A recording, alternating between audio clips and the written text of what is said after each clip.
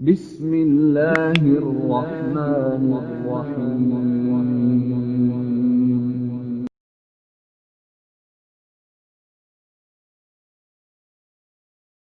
Bismillahirrahmanirrahim. Assalamualaikum warahmatullahi wabarakatuh.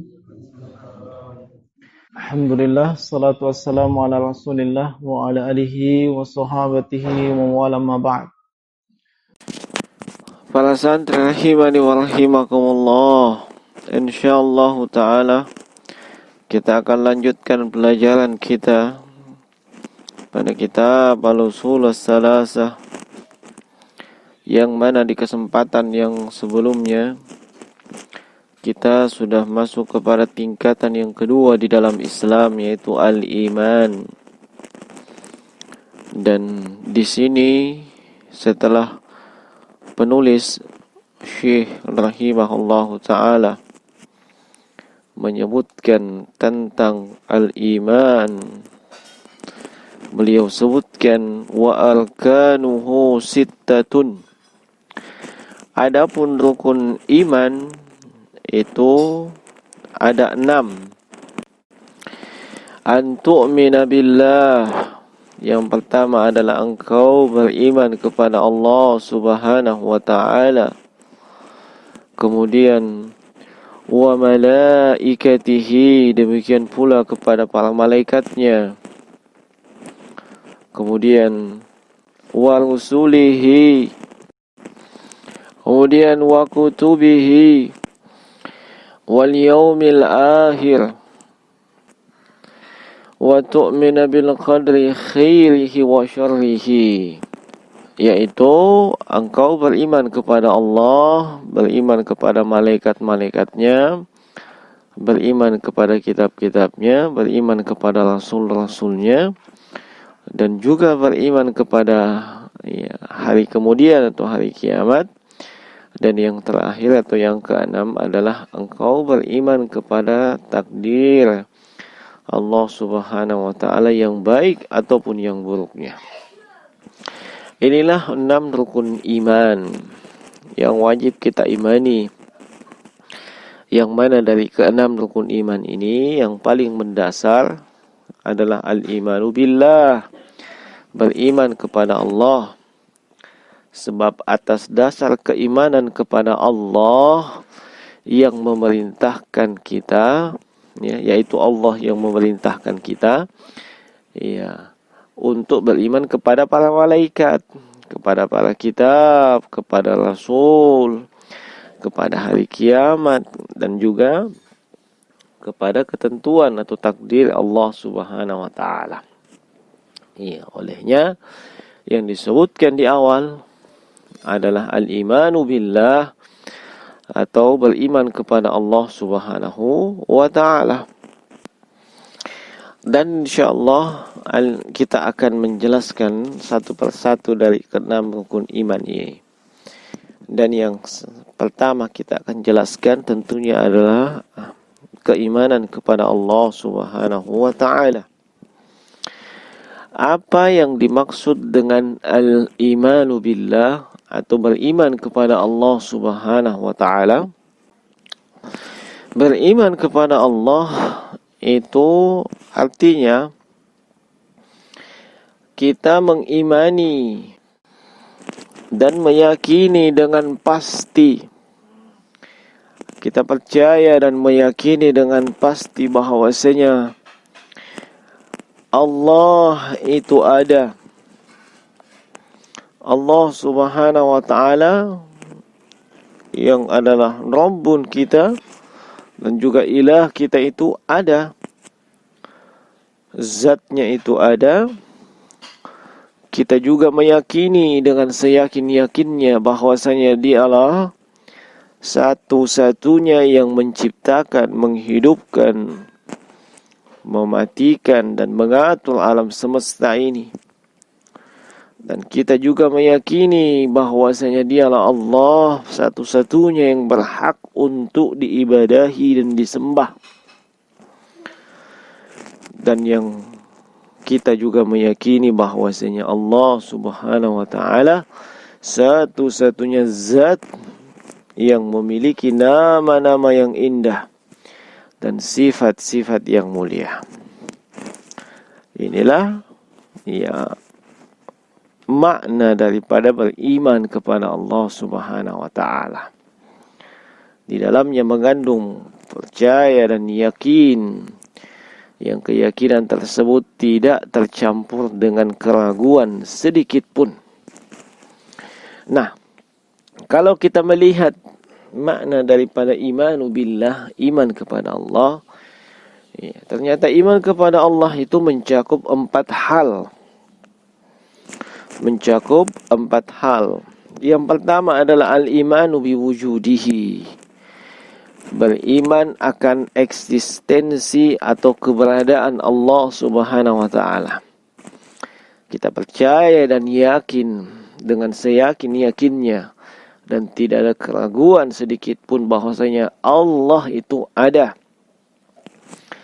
Dan ini dibuktikan dengan fitrah, akal, ya, syariat dan panca indera. Ya. Dari sisi fitrah manusia, fitrah makhluk, ya, segala makhluk telah diciptakan untuk beriman kepada penciptanya tanpa harus diajari sebelumnya, ya. Dan tidak ada makhluk yang berpaling dari fitrah ini kecuali telah dirasuki oleh sesuatu yang memalingkan dari fitrah ini. Makanya Rasulullah SAW pernah bersabda, "Kullu mauludin yuladu 'alal fitrah." Bahwasanya setiap anak yang lahir itu dilahirkan di atas fitrahnya. Fa abawahu yuhawidanihi aw yunassiranihi aw yumajjisanihi. Iya, asalnya setiap anak yang lahir itu di atas fitrah. Iya, percaya dan yakin kepada penciptanya. Ya. Nantilah kedua orang tuanya yang akan membentuk si anak ini, apakah dia memiliki karakter Yahudi, ataukah dia memiliki karakter Nasrani, ataukah dia memiliki karakter Majusi. Ya, hadits ini dikeluarkan oleh Imam Bukhari dan Imam Muslim. Kemudian dari sisi akal manusia, ya, yang menunjukkan bahwa Allah itu ada, ya. Karena seluruh makhluk yang ada ini, termasuk yang sudah berlalu, yang sudah mati atau yang sudah hilang atau yang sudah hancur, maupun makhluk yang akan datang, yang belum diciptakan, yang belum ada saat ini, pasti ada penciptanya. Ada yang menciptakannya. Tidak mungkin makhluk mengadakan dirinya sendiri, atau tidak mungkin makhluk itu ada begitu saja tanpa ada yang menciptakan. Ya. Tidak mungkin makhluk itu tercipta oleh dirinya sendiri. Karena sesuatu itu tidak dapat menciptakan dirinya sendiri. Sebelum ia ada, ya tiada. Maka bagaimana bisa dia ada? Ya tentunya ada yang mengadakan, ada yang menciptakan. Kemudian dari sisi syariat yang menunjukkan bahwasanya Allah itu ada, ya, seluruh kitab-kitab, ya, samawi, kitab-kitab yang diturunkan dari langit, seluruhnya menyatakan demikian. Ya, menyatakan demikian bahwasanya Allah itu adalah zat, ya, yang ada, ya, bukan sesuatu yang tidak ada tapi ada, ya. Lalu dari sisi panca indera yang menunjukkan bahwa Allah itu ada, coba kita lihat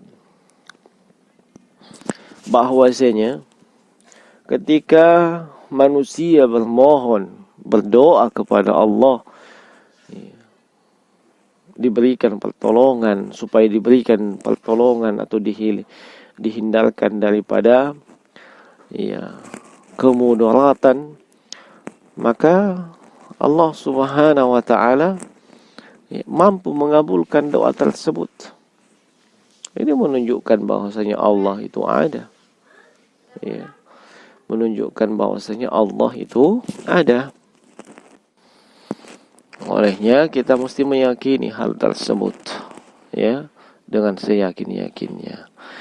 Lalu di antara kandungan makna daripada al-imanu billah yang kedua adalah kita meyakini bahwasanya hanya Allah satu-satunya zat Tuhan, ya, yang tidak mempunyai sekutu ataupun penolong, yang dialah sendiri yang menciptakan, memiliki, ya, menghidupkan, mematikan, mengatur alam semesta, memberikan rezeki kepada siapapun dari kalangan makhluknya, ya, kepada siapapun dari kalangan makhluknya.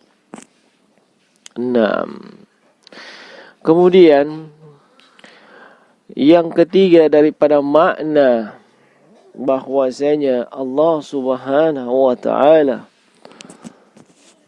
dialah satu-satunya zat atau Tuhan yang kita ibadahi, yang kita sembah, yang kita mengabdi kepadanya. Dan tidak ada sekutu atau tandingan bagi Allah Subhanahu wa taala dalam hal ini. Kita hanya boleh beribadah dan hanya boleh menyembah, menghambakan diri, ya, kepada Allah Subhanahu wa taala. Ya, dan ini adalah yang ketiga. Adapun yang keempat, dari makna al-imanu billah adalah meyakini dengan seyakin-yakinnya hanya Allah Subhanahu wa taala saja yang, ya, memiliki nama-nama yang indah dan sifat-sifat yang tinggi. Ya.